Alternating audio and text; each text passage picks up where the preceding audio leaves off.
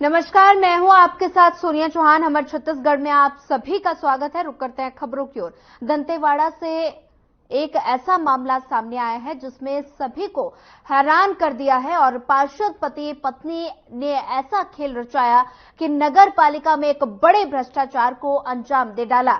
इस पूरे मामले को समझने के लिए हमारी ये खास रिपोर्ट देखिए।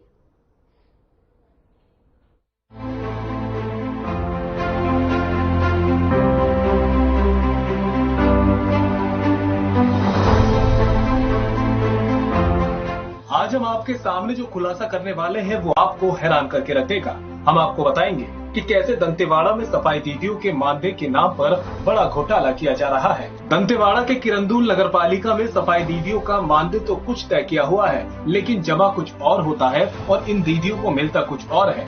किरण महिला स्वयं सहायता समूह में कार्यरत रानी नेताम ने जो खुलासा किया उसने प्रशासन की चूने हिलाकर रख दी है। आलम ये हो गया कि भ्रष्टाचार का मामला सामने आने के बाद नगर पालिका प्रशासन इसे न निगल पा रहा है और न ही उगल पा रहा है। रानी नेताम ने बताया कि उनके खाते में हर महीने 6,000 रुपए समूह की तरफ से जमा होते हैं, लेकिन उन्हें ये पैसा नहीं मिलता। उन्हें मिलते हैं सिर्फ 3,000 रुपए। यहाँ तक तो आप समझ ही गए होंगे कि आधा मानदेय देकर किस तरह से घोटाला किया जा रहा है।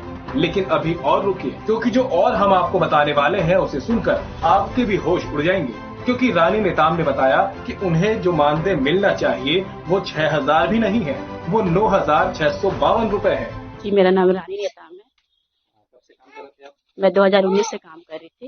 आप कहाँ पर काम कर रहे थे वो बताएंगे? मैं नौनिहाल पब्लिक स्कूल में टीचर का काम कर रही थी। आपको तनख्वाह कितनी मिल रही थी? जी, मेरे को तनख्वाह 3,000 मिल रहा था। 3,000 रुपए। लेकिन हमारी जानकारी में जो है आपके खाते में स्टेट बैंक का खाता है आपका, उसमें हर महीने 6,000 रुपए आ रहा है। हमको 3,000 ही मिलता है। 3,000 रुपए तो दिया जा रहा था जी। तो बाकी के 3,000 रुपए ये कहाँ जाते थे, आपको कोई जानकारी है? नहीं सर, कोई जानकारी नहीं। आपको पैसा कौन देता था? पैसा मैडम देते थे। कौन मैडम? नाम बताइए। छवि पाल। छवि पाल मैडम देती थी पैसा। जी। तो वो छवि पाल मैडम स्कूल में क्या है, किस पद पे है? वो प्रिंसिपल पद पे थे। स्कूल में प्रिंसिपल के पद पर थे। जी। अभी कौन है वहाँ पे प्रिंसिपल के पद पे? अभी क्या है सर, बच्चे बहुत कम थे तो वहाँ का जो भी है हिसाब किताब वो मैं करती थी। अच्छा, अभी आप कर रहे हो। तो अभी आपका तनख्वाह कौन देता है?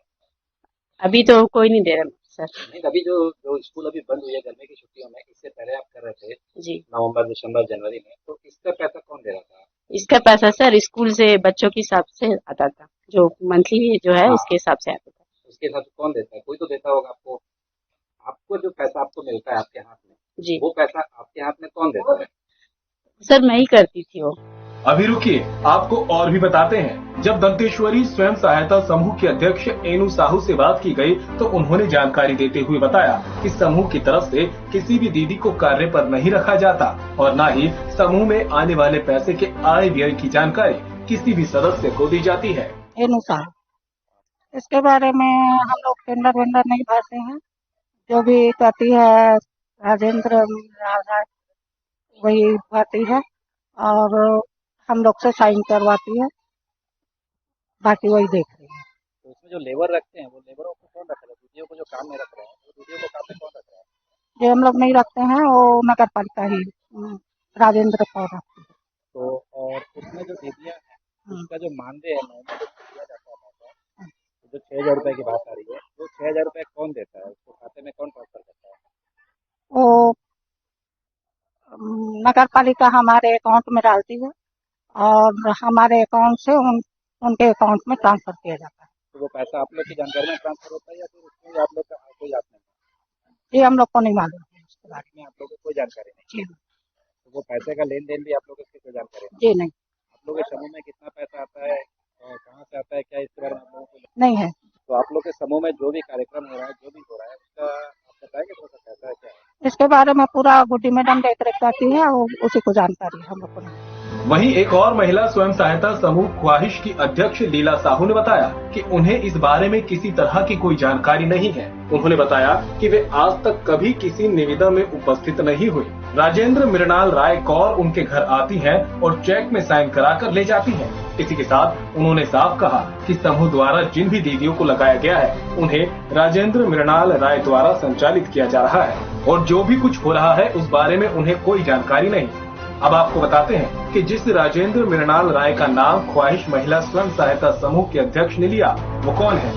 दरअसल राजेंद्र मृणाल राय कौर वार्ड नंबर 6 की पार्षद हैं, जबकि उनके पति मृणाल राय नगर पालिका अध्यक्ष और वार्ड संख्या 2 के पार्षद हैं और इन्हीं दोनों पर इस पूरे मामले के भ्रष्टाचार के आरोप लगे हैं। तो वहीं इस बीच सीपीआई के जिला सचिव के साजी ने नगर पालिका में हुए भ्रष्टाचार को लेकर घेराव किया। पार्षद राजकुमार छलीवाल ने भी इस मामले में अपनी बात सामने रखी है। निश्चित रूप से इन मजदूरों से हम लोग संपर्क किए हैं, इन लोग से जानकारी लिए हैं और वो लोग थोड़ा डरते भी हैं कि हम कितना सैलरी, लेकिन फिर भी उन्होंने ऑफ द रिकॉर्ड हम लोग को बताया कि कम से कम हमको 6,000 रुपए मिलता है, उससे ज्यादा नहीं मिलता है। हम लोग बोले उनको कि एक एप्लीकेशन भी क्लिक कर दो, लेकिन वो लोग डरते हैं। और निश्चित रूप से हम लोग, अगर वो लोग हमको गुजारिश नहीं भी करने से, हम लोग इस मुद्दे को लेके श्रम पदाधिकारी को चिट्ठी लिखेंगे और इनका जो वाजिब हक है वो दिलाने की कोशिश करेंगे। साथ ही साथ एक बार मैं ये कहना चाहूंगा कि अगर नगर पालिका के अगले चुनाव में भारतीय कम्युनिस्ट पार्टी अगर सत्ता में आती है तो इन मजदूरों को जो अधिकार मिलना चाहिए और जो विकास होना चाहिए वार्डों के अंदर, उसके ऊपर पूरा ध्यान भारतीय कम्युनिस्ट पार्टी करेगी, यही मैं आश्वासन दे सकता हूँ। नहीं, मानदेय कलेक्टर रेट से मिलना चाहिए उनको, और 6,000 तो बहुत कम है, 200 रुपए तो कहीं रेट ही नहीं है। एनएमडीसी पैसा देता है और हिसाब से सभी दीदियों को उनका हक मिलना चाहिए। दोषी नगर पालिका जो सीएमओ थे वो दोषी है, प्लस अध्यक्ष है, प्लस सभापति है। ये सबको इस तरफ ध्यान देना चाहिए, मगर ये ध्यान ना देना समझ से परे है। मैं तो चाहूंगा कि उच्च स्तरीय जांच हो और जांच में जो भी दोषी है उस पर कार्रवाई होनी चाहिए। वहीं सफाई का कार्य कर रही दीदियों ने कैमरे के सामने नहाते हुए बताया कि अध्यक्ष और उनकी पत्नी उन पर काफी दबाव बनाते हैं और कुछ कहते हैं या विरोध करते हैं तो दीदियों को हटाने की धमकी दी जाती है। दीदियों पर नजर रखने के लिए सुपरवाइजर की तरह एक कर्मचारी को उनके पीछे लगाया हुआ है। ऐसे में जो कुछ पैसा दीदियों को मिल रहा है उसी में उन्हें संतोष करना पड़ रहा है। हालांकि अब देखने वाली बात यह है कि जो भ्रष्टाचार नगर पालिका में किया जा रहा है उसके खुलासे के बाद शासन और प्रशासन क्या कुछ एक्शन लेता है, ये देखने वाली बात होगी। Bureau report.